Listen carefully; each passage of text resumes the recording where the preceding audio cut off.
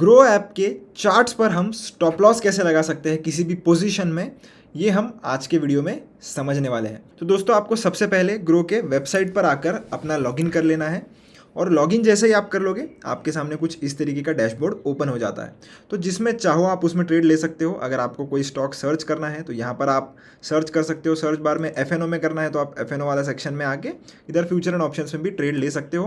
Procedure same ही रहने वाला है, चाहे आप फ्यूचर एंड ऑप्शंस में ट्रेड करो चाहे आप स्टॉक्स में ट्रेड करो स्टॉप लॉस लगाने का। तो जैसे यहाँ पर एक स्टॉक जो हमें दिख रहा है विशाल मेगा मार्ट, और अगर आपको सर्च करना है कोई अलग स्टॉक तो वो भी आप कर सकते हो। जैसे मैं कर लेता हूँ टाटा पावर को। सबसे पहला नाम आ चुका है टाटा पावर कंपनी यहाँ पर, तो इसके ऊपर क्लिक करेंगे। क्लिक करने के बाद आपको थोड़ा नीचे स्क्रॉल करना है और ये जो टर्मिनल वाला बटन है इसके ऊपर क्लिक कर लेना है। तो जैसे ही आप टर्मिनल क्लिक करते हो आपका चार्ट ओपन हो जाता है और अब आप इस इंटरफेस पर डायरेक्टली चार्ट्स पर ट्रेड ले सकते हो। आपको बाय और सेल का इधर बटन मिल जाता है। Watch list, positions, orders, option chain, depth वगैरह ये सब आप इधर देख सकते हो।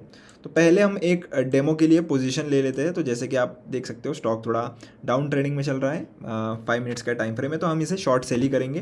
तो ये जो एस वाला बटन है शॉर्ट सेल करने के लिए मैं एस पर क्लिक करूंगा और सबसे पहले सेलेक्ट करूंगा इंट्राडे। 10 क्वांटिटी शॉर्ट कर देते हैं इसकी एग्जांपल के लिए, और मार्केट प्राइस पर ही करते हैं। अगर आपको लिमिट लगानी है तो इसके ऊपर क्लिक करिए और आप लिमिट प्राइस भी यहाँ पर लगा सकते हो। तो मैंने मार्केट पर ही रखा है।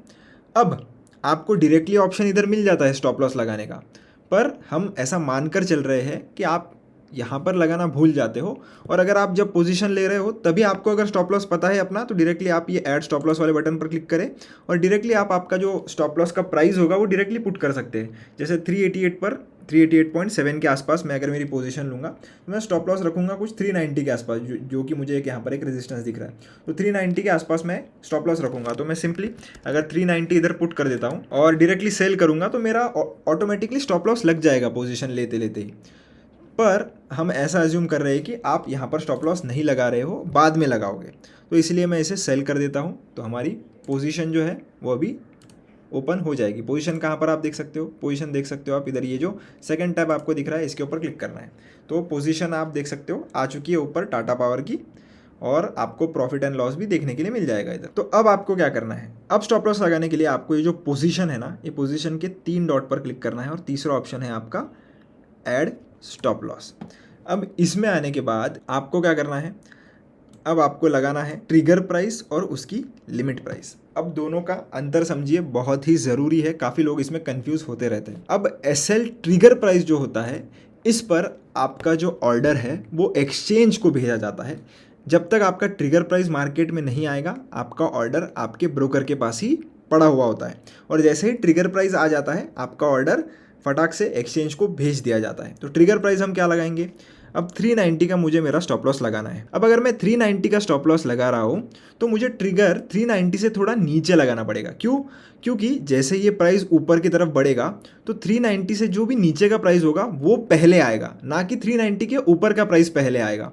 तो ट्रिगर प्राइस जब भी आप शॉर्ट सेलिंग की पोजीशन लेते हो तब हमेशा नीचे होना चाहिए, और आपका जो मेन स्टॉप लॉस का जो प्राइस है जिस पर आप चाहते हो कि आपका स्टॉप लॉस ऑर्डर एग्जीक्यूट हो वो ऊपर होना चाहिए, यानी कि ज़्यादा होना चाहिए। तो ट्रिगर प्राइस में लगाऊंगा 389.9 या 8, आप आपके हिसाब से लगा सकते हो, मैं 8 लगा देता हूँ।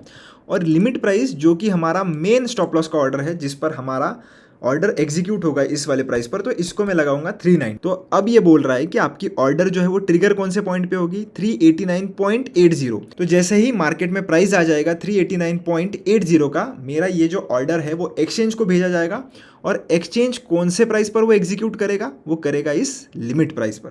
तो अब मैं बाय वाला बटन जो है वो दबा देता हूँ और मेरा जो ऑर्डर है वो प्लेस हो चुका है। ऑर्डर्स कहाँ पर आपको देखने के लिए मिलेंगे, तो पोजीशंस के नीचे आपको ये जो ऑर्डर्स वाला सेक्शन है यहाँ पर आ जाना है। इधर आप देख सकते हो ये जो बाय का स्टॉप लॉस ऑर्डर हमारा लगा हुआ है।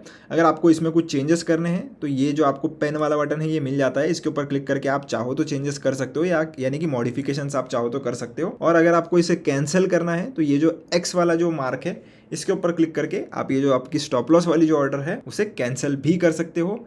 ध्यान रखिएगा दोस्तों, अगर आप डायरेक्टली पोजीशंस में आके यहाँ से भी अगर एग्जिट कर देते हो, एग्जिट मैंने किया, प्राइस एट मार्केट ही रखते हैं, तो इसको मैंने अगर बाय कर लिया है, शॉर्ट सेल की पोजीशन थी इसलिए मैं यहाँ पर बाय का ऑप्शन आ रहा है तो इसको मैंने हटा दिया। अब मैं यहाँ पर अगर ऑर्डर्स वाले सेक्शन में आऊँगा तो आप देख सकते हो अभी भी मेरी ये ओपन ऑर्डर में है। जो हमने स्टॉप लॉस का जो ऑर्डर लगाया था वो अभी भी ओपन है, वो क्लोज नहीं हुआ है। क्यों? क्योंकि मैंने मेरी पोजीशन तो मैन्युअली एग्जिट कर दी। अब ऐसे सिनेरियो में जब कभी भी आप स्टॉप लॉस लगा देते हो पर शायद आपका टारगेट आ जाए या आपको लगता है कि अब ये पोजीशन में इतना कुछ मोमेंटम बचा नहीं है, अब मार्केट यहाँ से घूम सकता है, आपका डायरेक्शन गलत हो गया है, और उस केस में आप आपकी जो पोजीशन है वो मैन्युअली कट कर देते हो। अभी आपने देखा दोस्तों कि हमारे ही सामने ये वाला जो हमारा ऑर्डर था वो एग्जीक्यूट हो गया है। एग्जीक्यूट हो गया मतलब क्या कि हमने ये जो ऑर्डर है वो कैंसिल नहीं किया था, इसीलिए वो पेंडिंग में था, ओपन ऑर्डर में था, और अभी वो एग्जीक्यूट हो गया है। अब मैं अगर फिर से पोजीशन में जाऊंगा तो अभी मेरा फिर से जो टाटा पावर का जो पोजीशन है वो एक्टिवेट हो चुका है, और ऐसे केस में आपको बहुत बड़ा लॉस भी हो सकता है।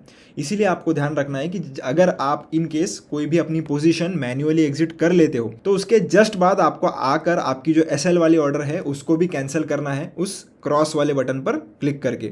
अगर आप भूल गए तो फिर आपको ऐसा लॉस भी हो सकता है जिसमें आपकी पोजीशन फिर से एक्टिवेट हो जाएगी। मैंने आपके सामने ही ये पोजीशन एग्जिट की थी और हमारी स्टॉप लॉस वाली ऑर्डर जो है वो ट्रिगर हो गई और अभी फिर से हमारी पोजीशन ओपन हो गई।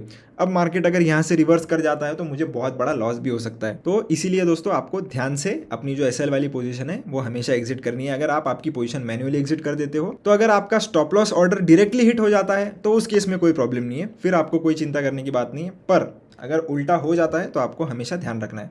तो आशा करता हूँ दोस्तों मैंने आपको सारी चीज़ें समझा दी होगी। वीडियो पसंद आया हो तो चैनल को सब्सक्राइब जरूर कर देना, वीडियो को लाइक कर देना। मिलता हूँ नेक्स्ट वीडियो में। धन्यवाद।